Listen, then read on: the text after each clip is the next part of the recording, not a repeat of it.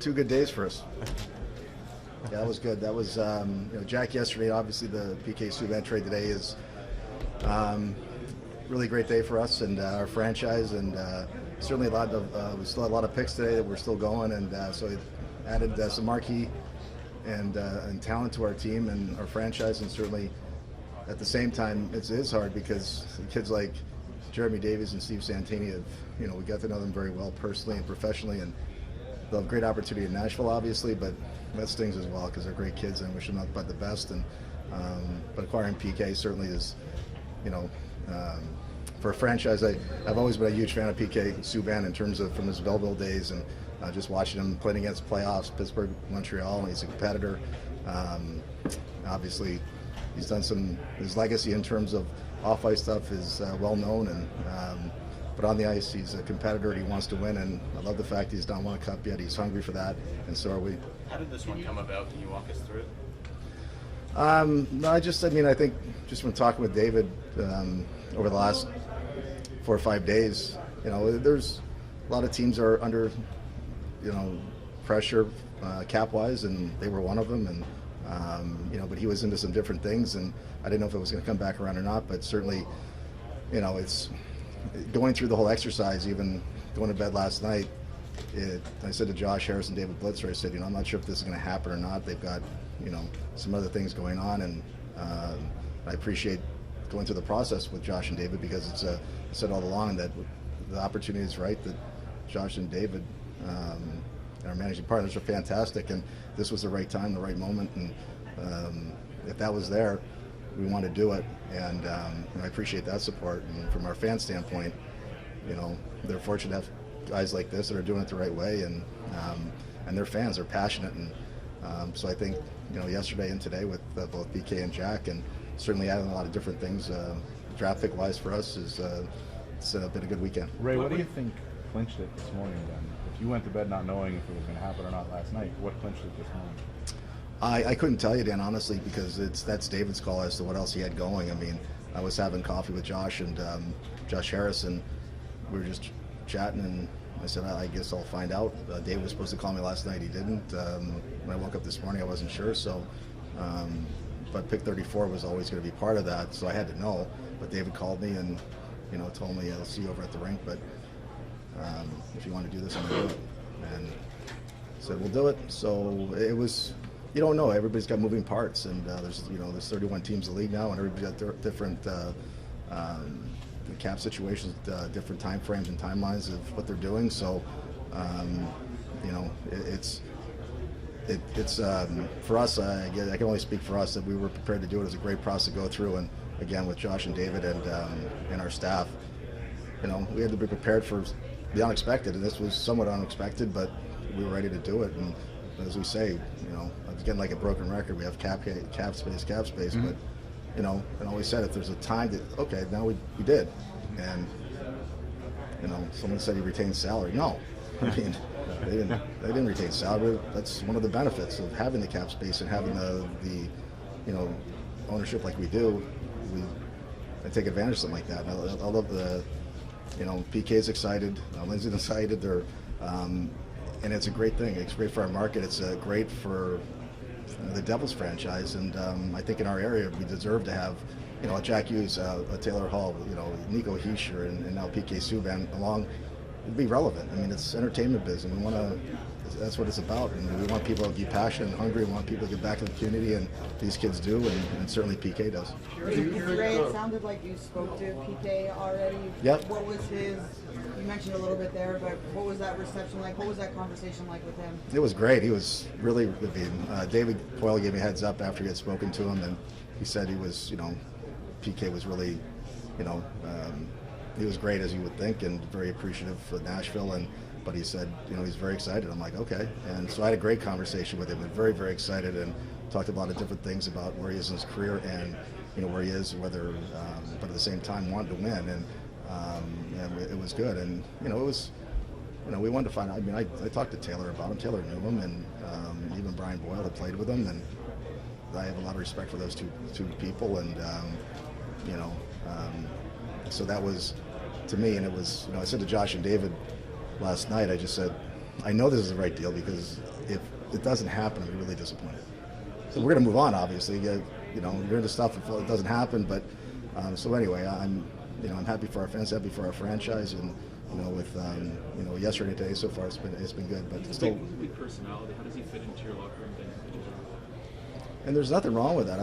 To me, personality is great. I don't think it's if this was the NBA, everybody would have a personality. There's nothing wrong with that. I think PK Subban is a great kid, and he's got enthusiasm, personality, enthusiasm. I call it enthusiasm, I guess. So, and I like that, and I think freshness is good. I like the fact that we've with guys like PK, but also have younger guys coming in, and Nico's going to be in his third year, and Jack Hughes, but you got Jesper Bratt, you got a little mix of things, but that's, I think, in terms of how you keep things fresh, and as I said, adding talent's one thing, and but the whole idea of PK's enthusiasm for the game or of life, I think that's a real positive for us, and I think it's a real positive for the NHL. How does this help you with Taylor Hall, or how do you hope this helps you with Taylor? I said before, and I talked to Taylor before we did, because he knows PK, and he was really supportive, and which I was hopeful. I wasn't sure what I would have done if he wasn't, but it's I don't. I said before, I'm not. We want to improve the franchise. Of course, we want Taylor to stay. Of course, we know that, and he's under contract for another year. We want to get to that, but on April 8th, when we had our media the day before the lottery, I said, what do we need? We need more talent. And someone said, well, Taylor Hall just said that this morning. I'm like, well, I didn't even know he said that. So we agreed on that, that's for sure. And I think we're making steps in the right direction. And, Ty Smith, our first-round pick from last year, we'll give him every opportunity this fall.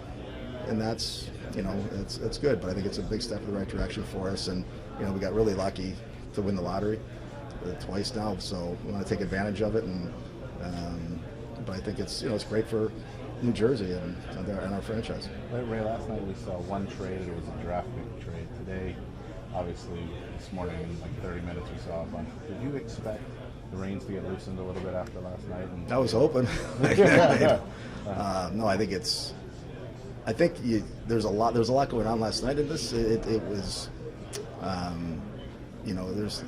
you don't control things if you're pursuing a player or the other team. You want to get it done, but it's on their time frame, no different than this deal was with Nashville. So you've seen this before, though. It goes in, especially last night, you go back and teams are talking about, whether it's exchanging picks, but also wherever with trades. And so again, you see that, and this will, certainly flow into next week, I'm sure, and the cap number will come out. I'm not sure it's come out, but it will go into next week, and that's what happens. And there'll be a lot of activities through probably July 2nd, I'm sure. How important is cap space as an asset, as a trade chip? Really important. Yeah. But can you elaborate? Because philosophically, it seems there's been this shift. Like it almost seems as valuable as a first-round pick. Well, if you could sell it, you could. But you can't. So if you have it, and as I always said, that once you spend it, you spend it, and it's hard to really get out of it. And that's it's.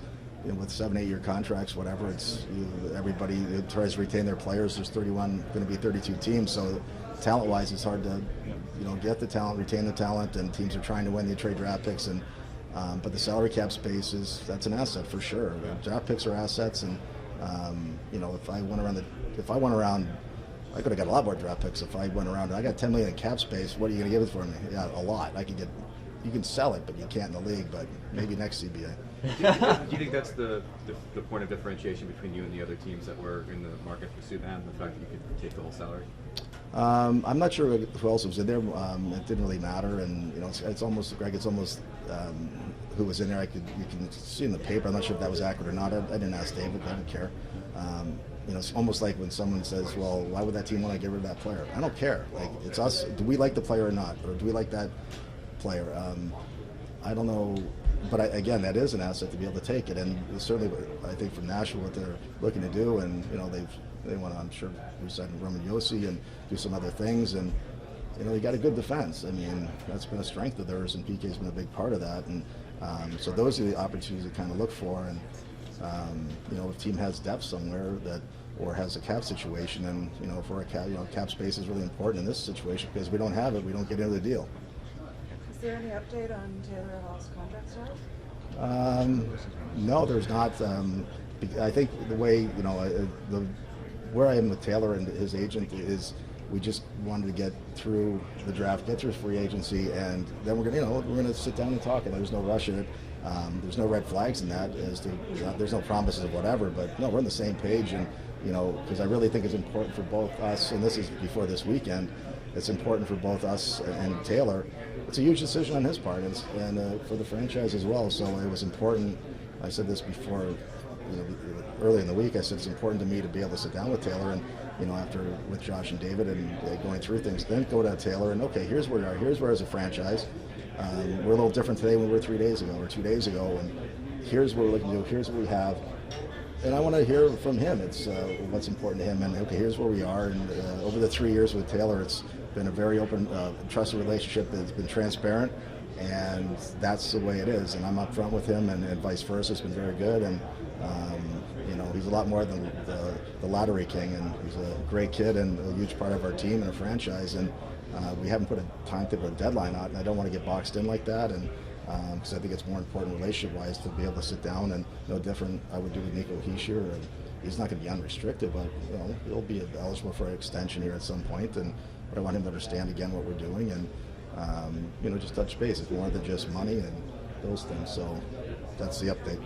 Hey, when it comes to PK and just the way your team has really involved themselves in the community, how important is it for you to see that he's the type of person that wherever he was in Montreal or Nashville, he really invested himself in the communities that he was in? I think it's huge. I think it's imperative. I think it's it could be not only just the players, their wives, girlfriends. I mean, I always say, what's your 20 years from now, what's your legacy going to be where you played? It can't be just statistics. I mean, or if you won or lost, it has to be, what's a legacy? That's important. And I talked to PK about that today when I talked to him, and he's left that in different places, from Belleville to Montreal to Nashville and so forth. And I still remember, and when he first turned pro, coming out of Belleville, and Michael Andauer, limited partner with the wonderful guy, down in Hilton had the American Hockey League meetings, and my kids were just maybe 5 and 7 or 8 and 10. I don't know what it was. They were young, but PK came down. They brought him down. I think he had played the playoffs or something. But I'll never forget. I told PK this day again too how great he was to the kids. My kids never forgot. Like, this PK Subban, oh my God, he was just starting his career, and he was just so, his personality. 2008, 2009. No, I think it might have been. I can't remember exactly the year, but he had just turned pro, I believe. Maybe played in the AHL playoffs, or maybe a little bit in the NHL playoffs. But Michael, it was really great for the American League. So PK came down and I'll never forget how the kids were just gaga over him, because he wasn't PK Subban like he's become. It was more a young guy that they knew who he was because he was on TV, I guess. But he just spent more time playing with the kids and having a great time. And my kids have never forgot that. And that's the impact you can have on people, and you give back. And I imagine that's really important, because we're really seeing at Prudential Center a lot younger kids coming to these games now. You have so many afternoon games that you're trying to get on your schedule. You're trying to touch a new part of the fan base.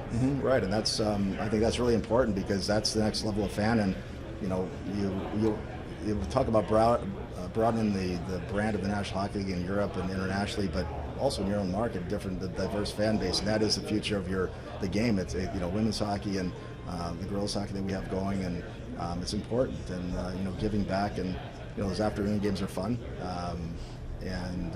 but again, it's big, and it's bigger than just the game on the ice, and that's what PK's been about. That's what we're about.